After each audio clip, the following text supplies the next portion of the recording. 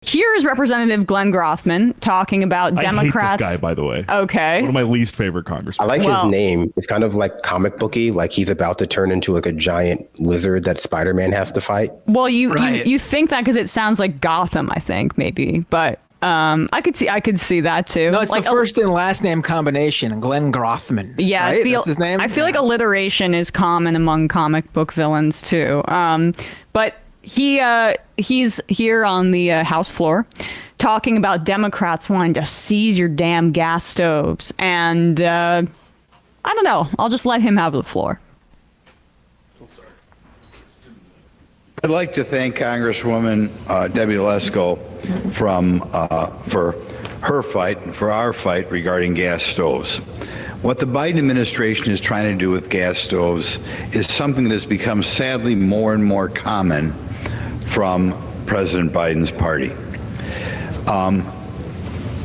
It doesn't matter to the Hollywood elite. It doesn't matter to the limousine liberals. It doesn't matter to the Silicon Valley billionaires. It doesn't, quite frankly, matter to the welfare classes. But it matters to the middle class as to what their electric or monthly energy bill is. This is part of the Biden administration's effort to shut down gas stoves, which are much cheaper to operate than electric stoves, is a growing trend towards ignoring the middle class in America. These other groups, I don't think, would know what their electric bill is, what their electric bill is, and but not the we working have to class? bring back the gas stoves on the grounds that it will save money for the middle class, who does know exactly what their electric bill is. Thank you. It's interesting the condescension that he imbues his the middle class, not the poors. Not the poor. Not the poors specifically. The Hollywood elites and the poors don't know what their electric bill or their energy bill is. This class politics of like, oh yeah, the Silicon Valley guys and the Hollywood and also those welfare folks. Like, it really gives the game away. Yeah, exactly. Yeah, rich people and people who don't pay their own bills like good middle class Americans do.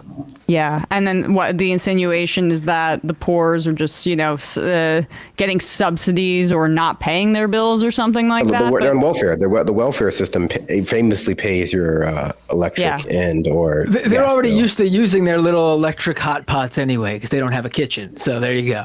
Well, I mean, but to be honest, that's probably how he thinks. Well, I'm sure the people that this affects the most, though, the gas stove thing is, well, first of all, this was a Republican bill that ended up, 29 Democrats and Republicans passed the Gas Stove Protection and Freedom Act. Oh, yeah. The other day, and 29 Democrats voted with them. But what the concerns are surrounding gas stoves. And Biden wasn't trying to ban gas stoves. There was an effort to look into what the effects are in particularly small spaces like apartments that have gas stoves, because there might be, like when we found out that lead in paint, pretty bad idea, contributing to health effects and a variety of them. Lead in water as well. This was an effort by the Biden administration to look into if the fumes emitted by gas stoves are affecting people health-wise. And Republicans, for some reason, have turned it into a culture war issue naturally. Because you know what? We could just the right for corporations to poison you via their stoves is what America's all about. It's a nanny state. You know what I would do about the middle classes having a tough time paying their electricity bills is I would tax rich people and give middle class money to pay their electricity bills. Yes, we could subsidize the replacement of these gas stoves via the government, and then case closed. But then you'll be taking away their freedom to have gas leaks in their house, and and you're not thinking, factoring that in, Matt. They want their freedom. The Biden administration is taking away your freedom to die of carbon monoxide poisoning due to a gas leak, and your freedom to buy unregistered securities from your favorite YouTuber via a cute interface by a man who works out of the Bahamas. What freedom will they be taking from you next? And what leftist what freedom won't leftists take from you next is the real question. That is the real question. But that's pretty consistent with the right's perception of freedom. It's not like the freedom to be who you want to be or marry who you want to marry or the freedom to not be crushed by healthcare costs. It's the freedom to make consumer choices. That's how it boils down to. Could we just spend 30 seconds just to also hear what our friend Glenn has to say about low-income housing? Oh, sure. This is from a few weeks ago that we didn't end up playing this clip. But Bradley's been harboring his... We'd love to hear what Glenn Grothman has to say about low-income housing. I would love to hear it as well. But they left low-income housing untouched. I think as far as discouraging work and discouraging marriage, I think low-income housing is even a more dangerous program than the food stamps.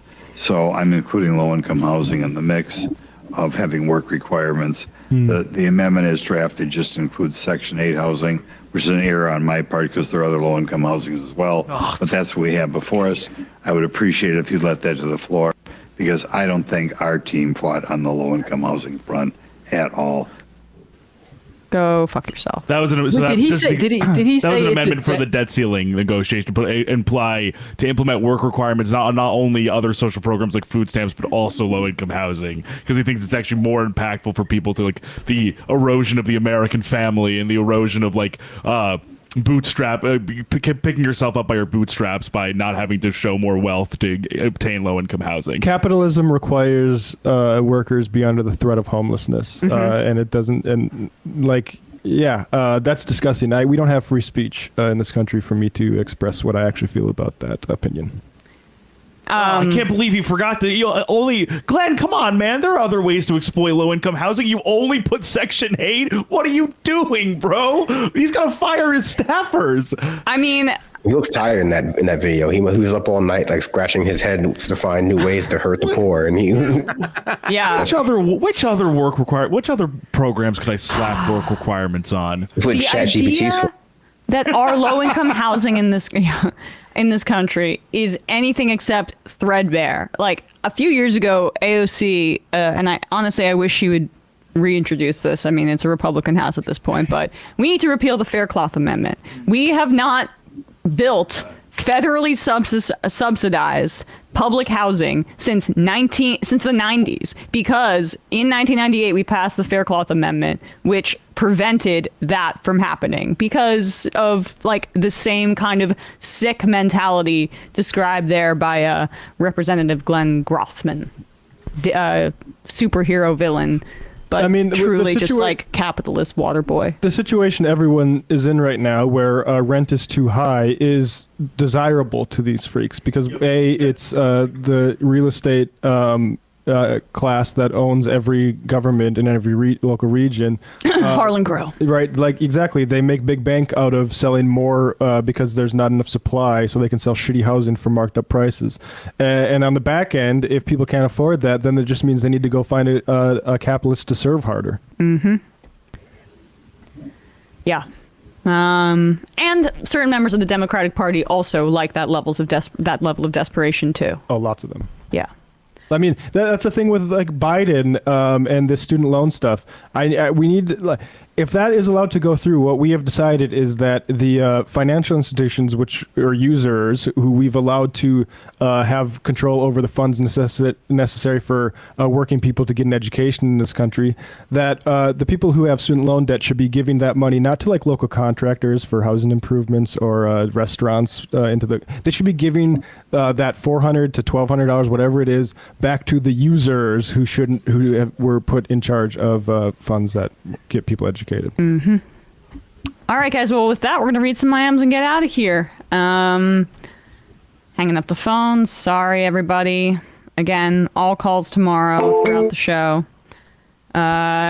Salt Lake Lefty. Glenn, dude, here sucks. Yeah, he's a real drag. Yeah, he's a real, not kind word. Yep, exactly.